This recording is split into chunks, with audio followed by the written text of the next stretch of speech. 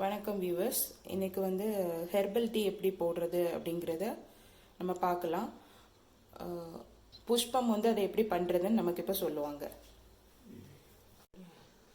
இப்போ இந்த டீ போடுறதுக்கு என்னென்ன தேவையான பொருட்கள்ட்டு சொல்லுதேன். 2 கப்பு தண்ணி,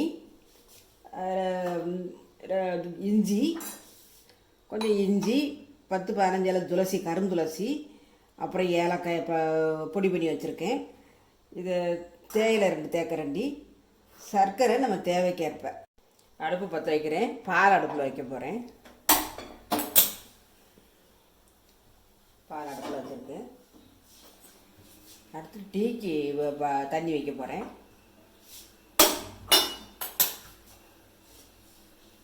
டீ தண்ணி வச்சுருக்கேன். சூடாகட்டும். கொஞ்சம் தண்ணி சூடாகிட்டு டீ தூள் எடுத்து போடுதேன்.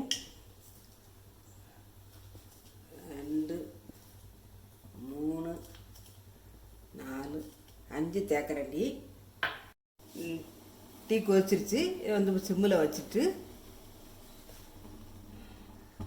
வச்சுட்டு இஞ்சி 2 தேக்கரண்டி, இஞ்சி 2 தேக்கரண்டி, ஏலக்காய் பிடிச்சி வச்சது, 10 துளசி, கருந்துளசி. இது எல்லாமே குழந்தைகளுக்கு நல்லது. சளி பிடிக்காது, தலதோஷம், இருமல் இதுகளுக்கு போட்டு இது பண்ணிடலாம். சர்க்கரை போட்டு இது நல்லபடியே கிண்டிட்டு கொதித்து நல்ல டிக்காசனை இறங்குது வரைக்கும் கொஞ்சம் இது பண்ணணும்.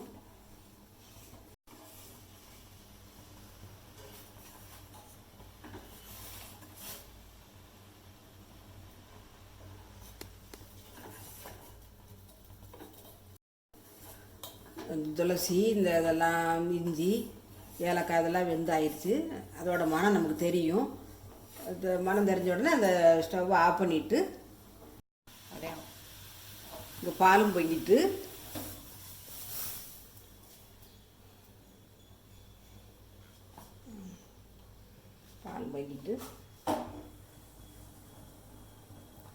அடுப்பை ஆஃப் பண்ணிடுறேன். இப்போ 2 எடுத்து மிக்ஸ் பண்ணணும். துளசி இதெல்லாம் குழந்தைகளுக்கு ரொம்ப நல்லது. இது கூட சளி பிடிக்காது, தலைவலிக்காது. பெரியவங்களும் பிடிக்கலாம். இது நல்ல வடிகட்டுது.